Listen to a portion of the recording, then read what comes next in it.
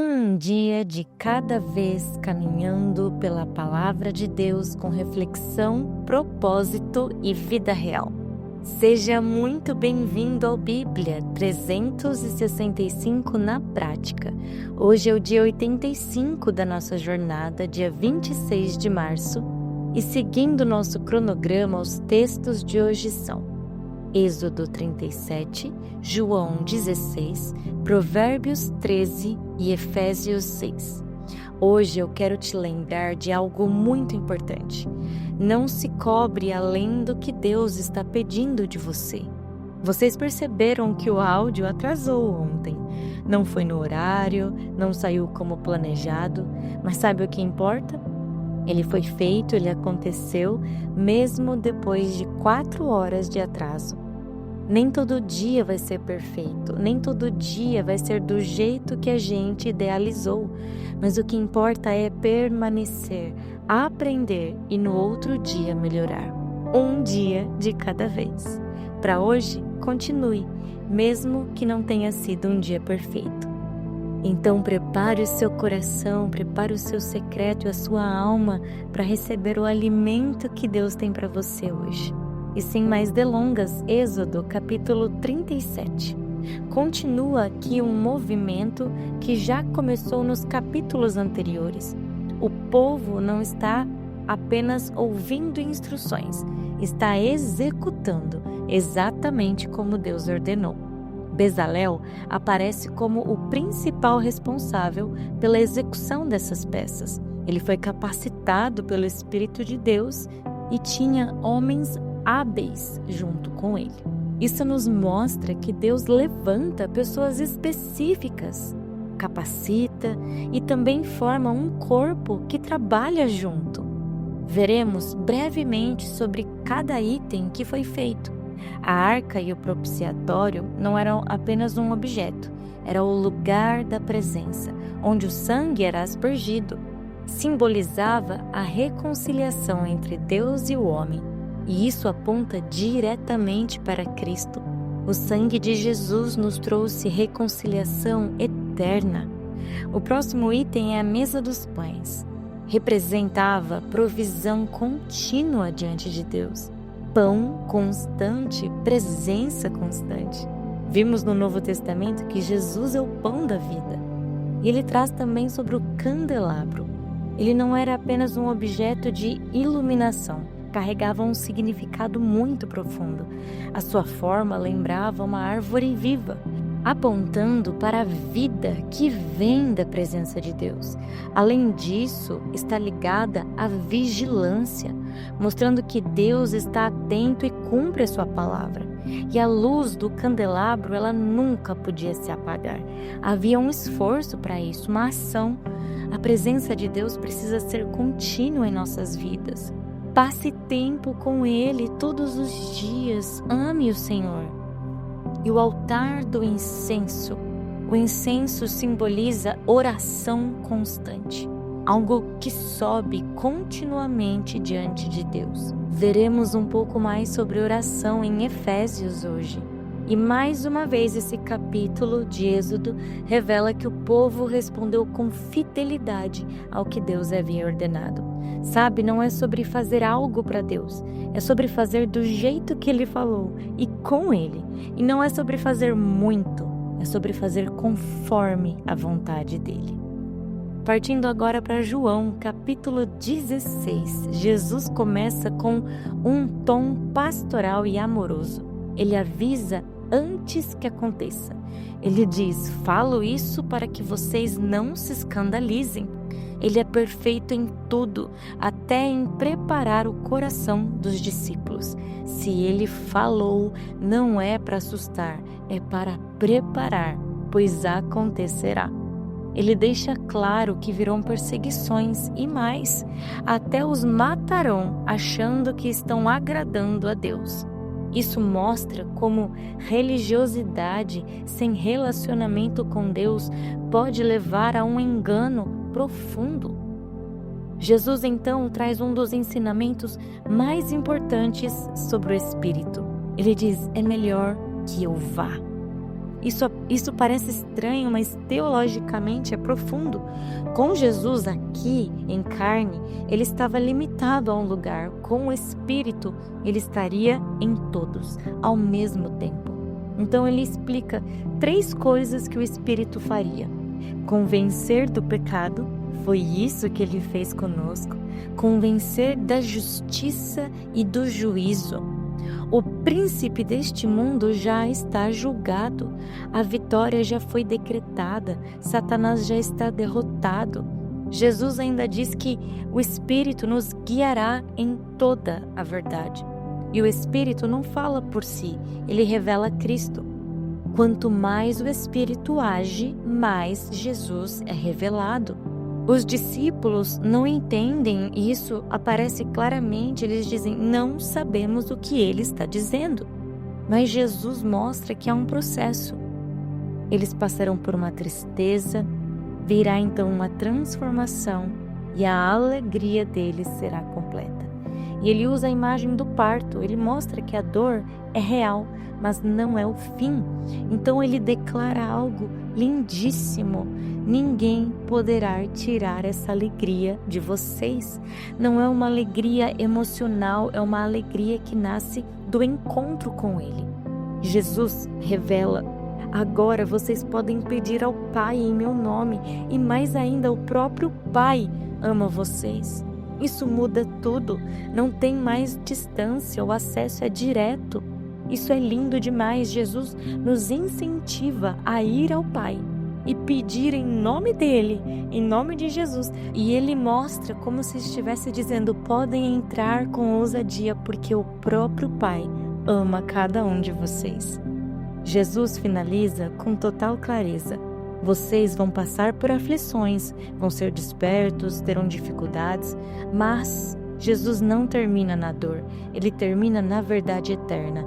Em mim vocês têm paz, tenham coragem, eu venci o mundo. João 16 nos mostra que Jesus nos prepara antes, ele fala com você. O Espírito nos guia depois e a vitória, ela já foi garantida. E mesmo quando houver dor, aguarde mais um pouco, virá uma alegria dele que ninguém poderá tirar. E partindo agora para Provérbios, capítulo 13. Este capítulo continua mostrando que a sabedoria não está só no que sabemos, mas no que praticamos, principalmente em palavras, postura e decisões. Um dos primeiros alertas fortes que traz aqui é sobre a língua. Quem vigia suas palavras conserva a vida. Ai, como é duro da gente aprender isso. Palavras têm consequências reais. Quem fala sem filtro destrói relacionamentos, oportunidades e até o próprio caminho. Controlar a língua é preservar a própria vida. Novamente, Provérbios mostra que o preguiçoso até deseja, mas não consegue realizar. Porém, o diligente vê o desejo se cumprir. Não basta querer, é preciso se mover, agir, perseverar, porque Deus honra disposição. O versículo 12 é um dos mais marcantes desse capítulo. Diz que a esperança adiada adoece o coração. Esperar pode cansar, né? Gera frustração, mas o texto continua: o desejo cumprido é a árvore de vida. Deus, ele não ignora processos, ele trabalha no tempo certo e quando se cumpre, gera vida de verdade. Por fim, um ponto que hoje é pouco falado, mas muito claro aqui nesse texto é que a disciplina é amor. Quem ama, corrige. Não é sobre dureza, é sobre responsabilidade, formar caráter, não deixar alguém crescer sem direção. Provérbios 13 ensina que uma vida bem construída depende de controlar a língua, agir com diligência, aceitar correção, escolher bem com quem vai andar e confiar no tempo de Deus, porque no final não é o que você deseja que define a sua vida, é o que você pratica. E para finalizar o dia de hoje e o livro de Efésios, último capítulo, capítulo 6, E esse capítulo é o capítulo da armadura de Deus, então se prepara. Paulo começa mostrando que a vida cristã não é apenas espiritual. Existe uma vida vivida no dia a dia dentro de casa e nas relações. Paulo começa pelos filhos, chamando a obediência e honra. Honrar pai e mãe está ligado a uma vida alinhada, estável, abençoada. A Bíblia deixa claro que quem honra pai e mãe terão seus dias prolongados na terra. Mas ele não fala só com os filhos, ele chama também os pais à responsabilidade, não provocar a ira. Algumas versões até trazem: pais, não irritem os seus filhos, mas forme-os com disciplina e direção do Senhor. A autoridade no reino nunca é opressiva, ela é formadora. Depois Paulo fala sobre trabalho, servos e senhores, que hoje podemos entender como relações profissionais. Trabalhar como se estivéssemos trabalhando para o Senhor, não por aparência, mas com sinceridade, e isso muda tudo. O trabalho deixa de ser só obrigação e se torna serviço a Deus. E ele equilibra. Quem lidera também responde a Deus. Não há parcialidade diante dele. Aos líderes, liderem com graça. Então vem o centro do capítulo e eu preciso que você se aprofunde nesse estudo aí em sua casa. Infelizmente eu não consigo trazer tudo no áudio, posso até fazer um áudio especial sobre a armadura de Deus, mas preste atenção e procure saber mais disso. A nossa luta, ela não é natural, ela é espiritual. Paulo usa a imagem de um soldado romano para mostrar que o cristão precisa estar constantemente preparado. Cada peça tem um significado. A primeira peça, o cinturão da verdade. Viver na verdade sustenta toda a nossa armadura. Então ele vem com a couraça da justiça, que protege o coração, as nossas emoções, as sandálias do evangelho da paz, estar pronto para viver e anunciar o evangelho. Então ele vem com o escudo da fé, que representa a confiança em Deus, que apaga todos os ataques mentais e espirituais, o capacete da salvação, que protege a mente com a certeza de quem somos em Cristo, a espada do Espírito, que é a palavra, é a nossa única arma de ataque, ela é a verdade de Deus. E você pode todos os dias ao acordar falar: Deus, neste dia me revista com toda a sua armadura, guarde a minha mente, o meu coração, os meus desejos, os meus pés, guarde a minha fé, que eu esteja preparada com a tua palavra nos meus lábios. E por último, ele traz algo muito importante, que é o que junta tudo isso, que é a oração. Ela não é só um detalhe final, ela sustenta toda a armadura. Paulo termina dizendo: orem o tempo todo. Se vocês soubessem o quanto a sua oração é poderosa, o quanto o Senhor te incomoda às vezes para que você possa orar por algumas coisas, ela é poderosa no mundo espiritual. Não adianta ter a armadura e não viver em comunhão. A oração mantém tudo ativo, te mantém sensível, vivo. E um ponto-chave, ele diz: para que depois de ter vencido tudo, possamos permanecer inabaláveis. A vitória aqui não é só avançar, é permanecer firme. Existe sim uma realidade que é invisível, mas Deus já nos deu tudo o que precisamos para permanecer firmes. Querido Deus, obrigada, Pai, pelo dia de hoje, pela Tua palavra.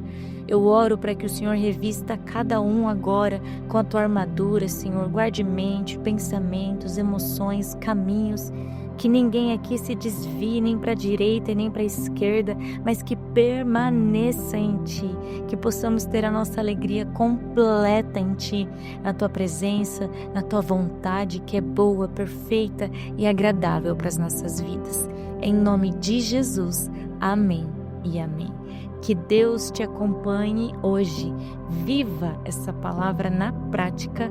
Amanhã seguimos juntos no dia 86 da nossa leitura.